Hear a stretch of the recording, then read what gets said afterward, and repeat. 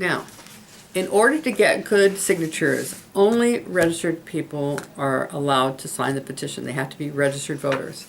So if you get a packet of information on how to do this, your packet should contain some of these voter registration forms.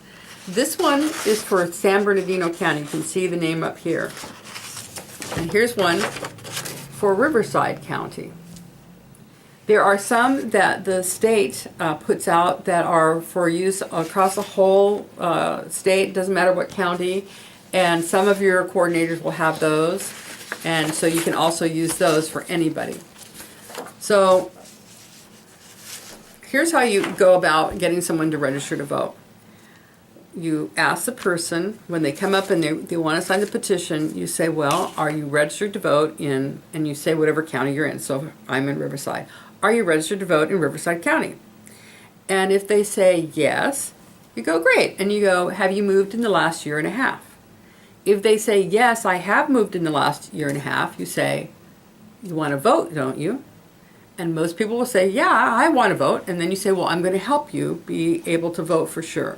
Because when people move and they're no longer living at the address where they weren't registered, when they go to vote, they may not be able to vote. So it's important to help people re-register. So if they say, yeah, I've moved in the last year and a half, you say, okay, I'm going to help you register to vote. And then you can ask them, okay, what's your birth date? And when they tell you their birth date, you can get them started on line 9, where they write in their birth date here, the month, the day, and the year. They write in their birth date.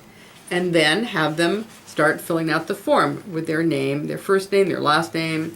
They have to put in a middle name, a home address, and the form is great because it tells you a home address can't be a P.O. box or a business address. It has to actually be a residence address. Then they put in the city and the zip code and the county. If they don't know the county, that's okay. If they know the county, it's good to put it in. If they don't know what county they're in, that's okay. Now, if somebody is homeless, and there are homeless people who are voting, there's a place where they can fill that in. If you do not have a street address, describe where you live, and you just put down cross streets. So 2 streets will give them an address that the registrar of voters will be able to find them at, and that's line 6. Then you can they can put down a mailing address. If they have a mailing address, they can put it down here. And again, the city and the state and the zip code. And it's even got a place for a foreign country if they need to put that in for some reason. So again, they should already have started off with the birth date. Let's see what else. Oh, this is really important. Line 11, California driver's license or California ID card. There has to be what they call an identifier for each person. So if the person doesn't have a driver's license or an ID card, they can still fill this out by putting the last 4 digits of their social security number. But they need to have one of these 2 things if at all possible. So be sure not to let anybody get away without doing that. There's an email address. They don't have to put it in. It's optional, but the registrar of voters actually checks these things. So if they have any doubt if the person's left something out, they'll actually try and contact them to make sure they actually are registered to vote. So an email address and a telephone number are both very, very useful here, because if they've forgotten anything or it's illegible for some reason, the registrar of voters will actually try and contact people to fix it. Now, 14, do you want to register with a political party? People also, sometimes they are registered as one party or another and they're fed up and they want to register again to change their party. And you can tell them, even if you haven't moved lately, if you want to change your party, you can do it now. So they can check any political party they want. And they can either, other party, there are parties that the state of California doesn't recognize, but if they want to fill in another party, they can check that box and fill it in. If they don't want to register as any party and they want to be declined to state, they can check off this box here that says no. Let's see. Then if they want to get a vote by mail ballot, they just initial line 15. Line 16, if they were registered to vote before and they're one of the people who's moved lately, and they should fill this out with their old address and put in their name, their initial, all the information asked for where they were before. If they don't know the county they were in, because some people, they know the city, but they don't know what county it is for sure, they can just leave that blank. That's not so bad. The voter registration people will fix that if need be. And the political party they were registered as in the past, they can fill that in too right there.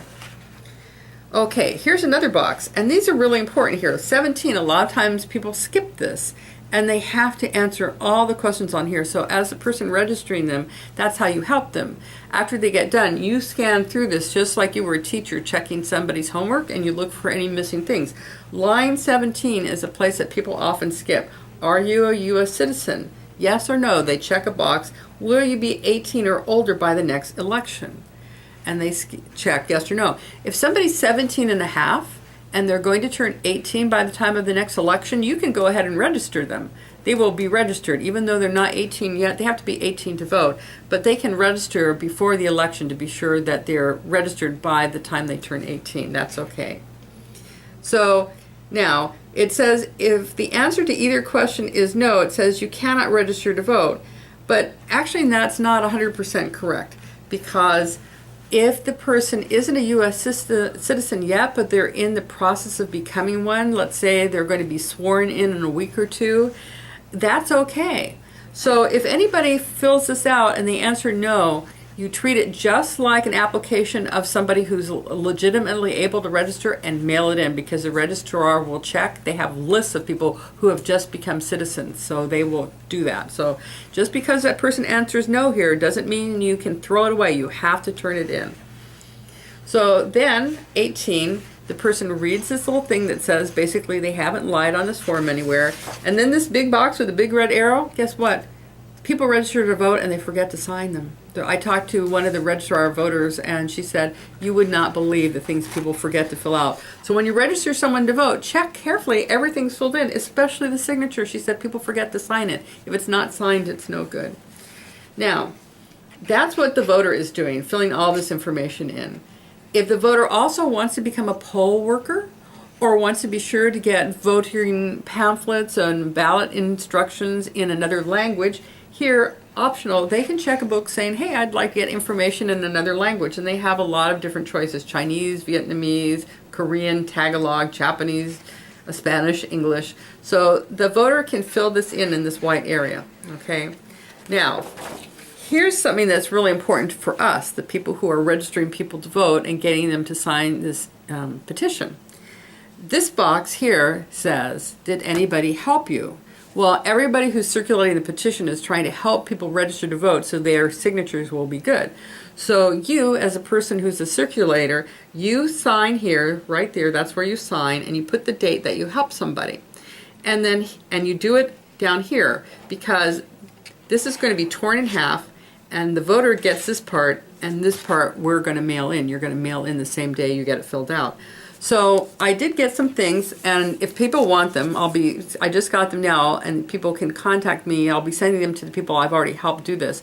But they're these little stickies, and they're designed so that when you're working with somebody, you can just peel one off, and you can paste it over where it says the name of the organization which is circulating this initiative, and the address, and it'll make it a lot faster.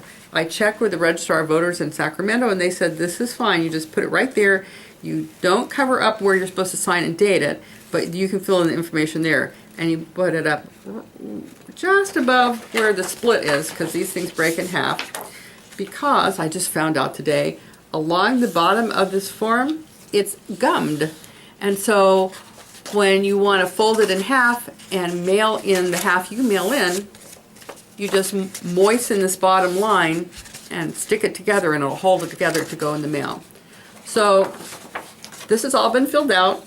You put a sticker over the bottom here too, and you sign a date here. You don't want to use the stickers until you actually have one of these ready to go.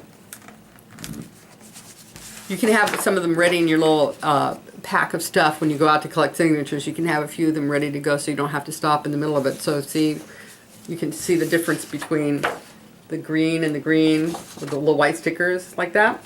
So then what you do is, and I'm going to break this one in half. So let's pretend this is all filled out. You just tear it in half.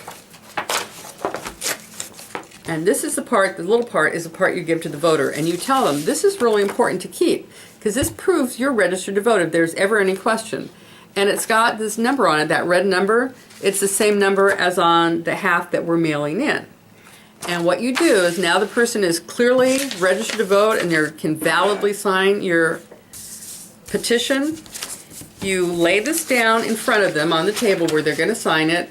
Put this down below where their signature is going to go, and you tell them this red number goes right in this box. You write in right here. The red number gets written right there because that proves to the registrar of voters that this person is freshly registered, and the proof isn't in the computer. The proof is in the application that would have been mailed in that this is a receipt for. So the reason that we are doing this is we want to make sure that everybody who signs this initiative is a qualified voter so their signatures count. That's one reason you can't leave these petitions out and just let anybody sign it.